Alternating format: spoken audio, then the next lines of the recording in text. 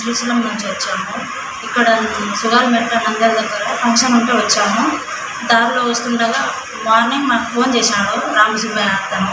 Phone చేసి మీ సర్టిఫికేట్లు ఉన్నాయి కదమ్మా తీసుకెళ్ళండి అని ఫోన్ చేసింటే సర్లే సార్ వద్దు మేము మాకు బస్సు పంపాడని చెప్పాము.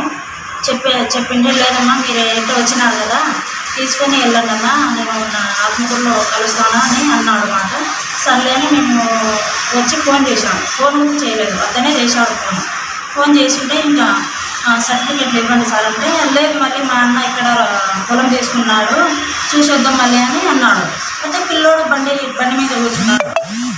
లేదు నువ్వు కార్లో కూర్చో అని చెప్పి బాబు మూత నీ దగ్గర పెట్టుకో కార్లో కూర్చో అన్నాడు.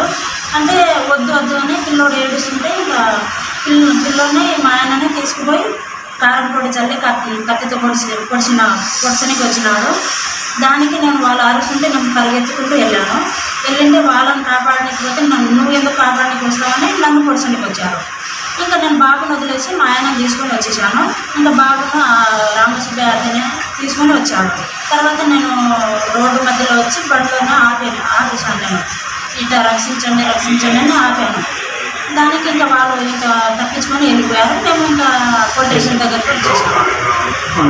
ఇది జరిగింది. అసలు ఎందుకు జరిగింది అసలు ఏం జరిగిందో అసలు మాకు అర్థం కాలేదు సార్. అసలు మేము భయపడి ఇంకా పోలీస్ స్టేషన్కి వచ్చేసాము సార్. అక్కడి నుంచి రామసుబ్బయ్య మీకు ఎట్లా పరిచయం? అతను ఒడ్డేల కార్పొరేషన్ డైరెక్టర్ అని ఎస్టీ కమిషనర్ వచ్చినప్పుడు షాప్ కోసం నేను అప్లికేషన్ పెట్టినాను. కమిషనర్ ఏం చేయడు ఎవరు చేయడు నేను ఒడ్డేల కార్పొరేషన్ డైరెక్టర్ని నేను చేస్తాననేసి ఈ అమ్మాయికి ఆశ పెట్టి మోసం చేశాను.